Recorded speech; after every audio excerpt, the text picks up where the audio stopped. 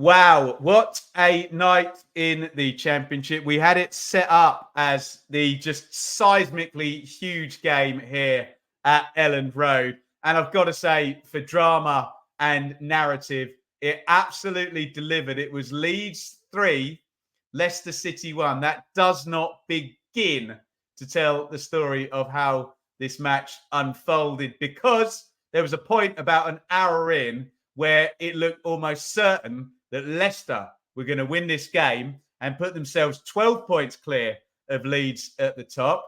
But for reasons we'll go into, that did not happen. And Leeds powered away in the last 10 minutes and banged in 3 goals and take this one 3-1. And instead of that gap being 12 points, which it was going to be about half hour ago, it's now 6 points. And genuine question for you guys in the comments: have we got a real title race on now, with Leeds having won 9 in a row? Nothing to report really with the team news. All the big names out there, really, in terms of both sides. And a really riveting first 25 minutes in this one. Massively, massively high on quality, massively high on drama. Fairly even, I would say, in terms of tit for tat, but Leicester grabbed themselves a 15-minute lead. Wout Faes with the goal. It's a brilliant flick on by Patson Daka on the near post from the set play. And Faes can't really miss on the back stick. He just heads it in. I say the first 25 minutes were riveting and entertaining, because at about 25 minutes, Leeds really sort of take over. And for the last 20 minutes of the first half, it is pretty much Leeds sort of attacking and Leicester sitting back. But Leeds looked blunt in the first half, didn't they? Willie Gnonto charged into the box. Why didn't he shoot? He didn't shoot. Joel Pirro had 2 great openings, one a header and one he blazes it over right-footed, when he could have just played one more pass on to Somerville for a tap-in. So we sat there at half-time with Leicester 1-0 up, thinking, well, okay, there's not much in the numbers, but, you know, have Leeds really turned up here? Leicester managing this one quite well to lead 1-0 at half-time. But the plot thickens massively, massively in the second half, because Leicester City should have gone on from that position of 1-0 up at half-time and won this game based on the sort of 45 minutes to 65, 70 minutes, because Leicester got themselves on top. For the first time in the game, it wasn't Leeds pressing and Leicester kind of trying to bubble through and, you know, sort of sat back. For the first time in this game, in the second half, Leicester controlled, you know, sort of the territory and the possession. And I cannot understand how they didn't get a second goal. First of all, Patson Daka has a goal disallowed for offside. First look at it, I'm like, okay, fair cop, offside. The header went in from Vestergaard, hit the post, it bounced back out. And we thought Chowdhury had headed it down to Daka. And then 3 minutes later in the coverage here on Sky, we're seeing a super slow motion. It doesn't come off Chowdhury. It looks like it comes off Ruter. So Leicester are unlucky there. Leeds get away with one. Use whatever words you're comfortable with. But that is not the decisive moment in this game, because Leicester had it within their own power to go on and get the second goal. They missed 2 massive chances. Steffi Mavididi, who looked really dangerous, cuts in off the right-hand side. Yes, Alfie Gray is touch tight, but he can't touch him inside the box. He's going to get red carded for denying an obvious goal-scoring opportunity. And Mavididi is 1v1. So many times this season we've seen him come in on his right foot, stick it in the far corner, goal. He misses the far post. But that wasn't the worst of it for Leicester, because I think it was Ricardo nicked it in the midfield. I can't remember. Did he play it to Dewsbury Hall? There's so much action in this game. I'm trying to recall it all. Anyway, it goes across the box for the easiest tap-in you'll ever see for Patson Daka, running onto it with his right foot. And he just puts it wide of the post. A dreadful miss.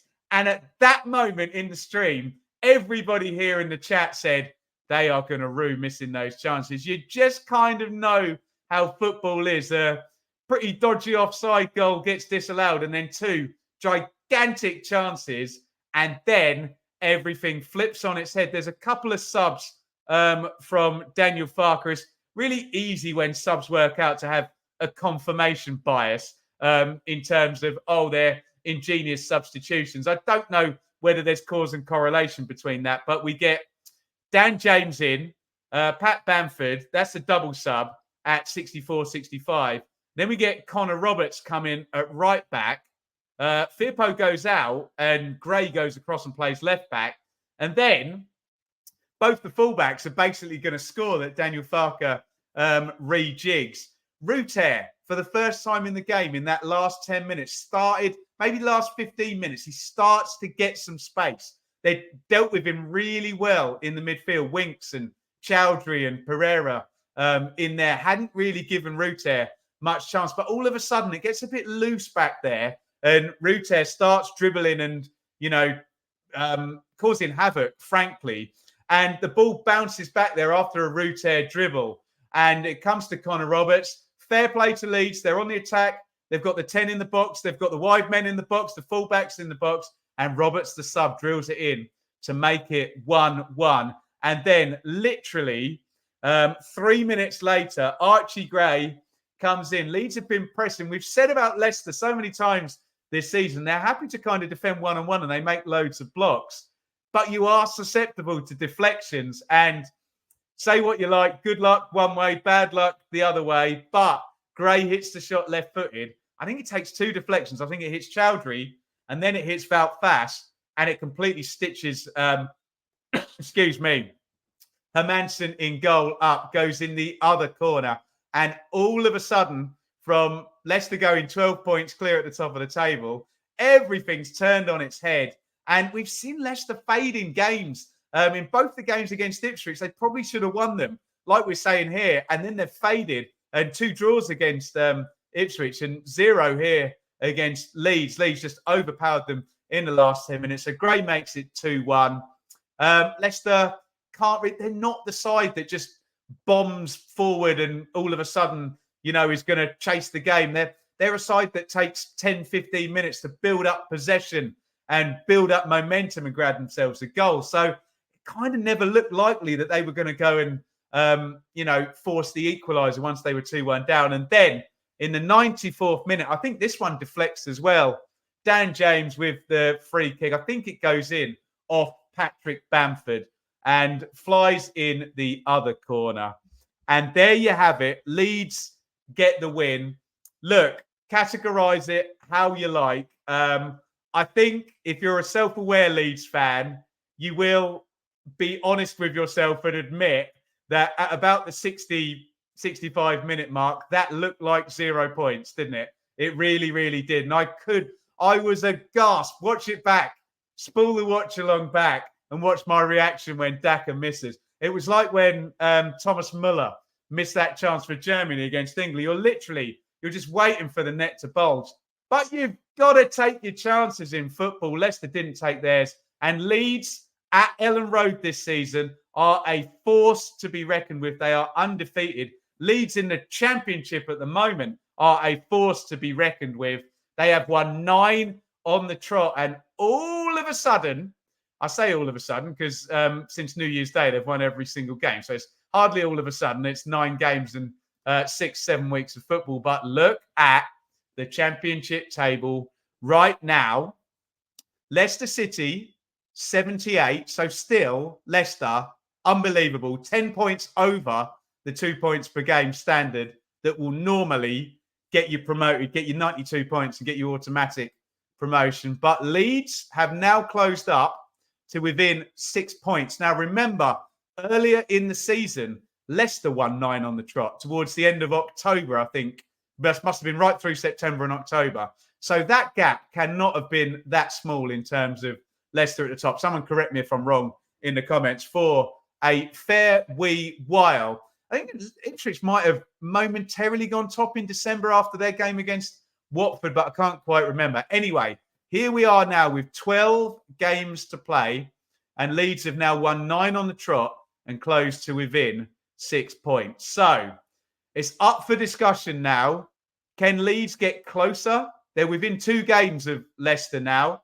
Can they get it down to 4 points to 3 points, and all of a sudden you have a title race on, which, let's be blindly honest, for the longest time we thought, no, there's no title race on here. Leicester are going to score 105, 110 points. They may still and go away and win the title.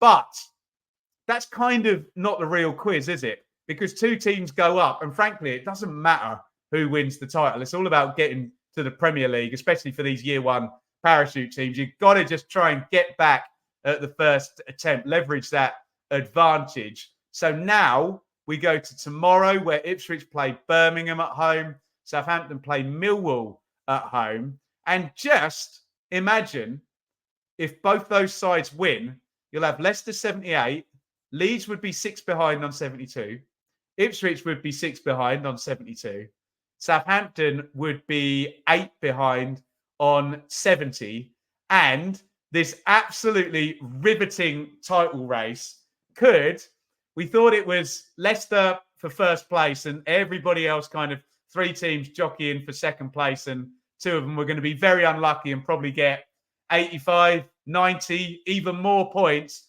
and go and have to play in the playoffs. And you do the math. If 2 of those teams are in the playoffs, one of them ain't winning the playoffs. But that's the deal, is it? Wrong place, wrong time for certainly one of those 4 teams is definitely not going to get promoted this season just by process of deduction. But we can now have a real conversation about this. Look, there is a scenario that Leicester come back. They've got 12 games to go, haven't they?